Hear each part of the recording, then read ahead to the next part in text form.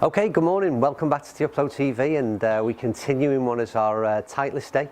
Already done 2 videos in the bag there on the 2 drivers that have just been released from this 917 range from Titleist, and we're going to go into their 3 woods, and yet again it's exactly the same principle, F2 and F3. We're going to start off with the F2, slightly more forgiving than the smaller counterpart, this F3. This is a lot more of a compact club head, so we'll see how we get on with this one, and switch camera positions, get a shaft fitted, and see how this one performs and if it's as good as we managed with the drivers. Okay, right, we're all good to go then. We've got set up with the 917 F2, and as with the driver, don't forget the F2 represents the slightly more forgiving, slightly bigger club head, so in simple terms should be slightly easy to use, but we'll see if that rings true. Interesting enough, we're using, so this is the fairway wood, it's the 3 wood, but these are all about lofts as opposed to numbers in terms of 3 and 5 wood, but I would suggest 15 degrees of loft, which is what this club head is a sort of typical 3 wood loft. But Titleist, interestingly enough, offer a 13.5 degree option, and also a 16.5 degree option as well, so there's plenty of choices in this Titleist 917 range. As with the drivers that we've just, hopefully you've just watched those reviews, there's this introduction this year into this range of this Sure Fit CG, which is an adjustable channel that you basically remove a little weighted capsule from, and again hopefully Joe's throwing some pictures up to aid the description. There's a weighted capsule which can be removed and changed, and it's all about optimizing club performance for the individual, and believe me, it's well worth having a play around with that as well. And yet again, with the hosel adjustments, there are so many variations to suit your swing type. You really do need to spend the time with a club fitter at Clark's Golf Centre in St Helens and get yourself fitted out to optimize performance in this kind of golf club. Again, and I'm going to have to, it's the Al Dealer, I've got that one, I couldn't say that a few videos ago, Al Dealer Rogue Max stiff shaft that I've got fitted out with.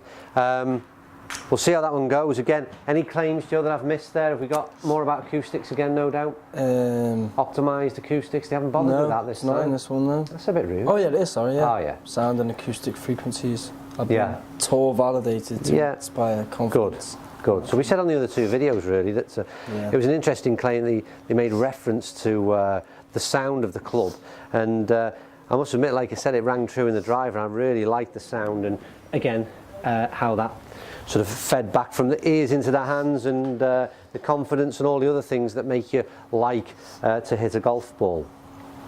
Right. In terms of aesthetics, we went, I always give that one a mention. It's a glossy grey finish, very, very traditional in its looks, as everything with Titleist. It's a traditional club maker, makes a classy bit of kit.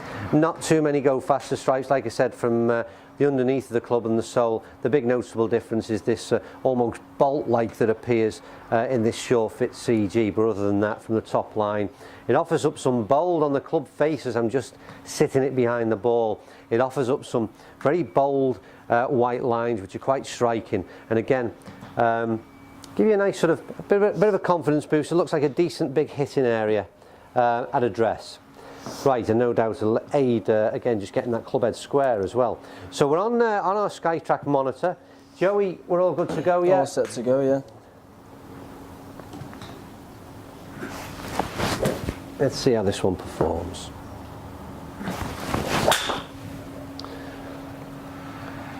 There's a nice draw shape. It's probably just overcooked it a bit, has it, Joe? Yeah, slightly. In terms of right to left, but it was a nice first strike, and I'd say that that's come just slightly out the toe, really, but performance-wise, okay? 220 carried, 245 total. That's bigger than the driver. Yeah. How do you work that one out? Madness. That's an interesting one. It's not bigger than the driver, but it's certainly right up there in terms of where I was at with the driver. Oh, Joe, that's nice. This is nice club. The great, I mean, what's interesting again is we spent half an hour with this, I really like this shaft. Certainly very, very stable, and the setting that I have this set up in is again very nice for my swing, and like I said, it's really important to spend the time getting this custom fit. Joe? 223 carry and 250 total. Okay, so what's going on? Drop the driver. Yeah. Let's just hit 3 wood. That's this is performing. Oh jeez, incredibly well. That's nice again. That's a long hang time, Joe. Yeah. I went slightly down the right hand side, but it looks like a long carry again. Maybe not quite as good as the first 2 strikes. No. In terms of performance, I could feel that myself. Yeah. 215 and 236. But I had decent numbers. I mean, again, just going back to my own personal numbers, I don't know the exact logic and science behind it, but I tend to be proportionally longer with my 3 wood than I am to my driver, and that's something that I've always been the case with my swing.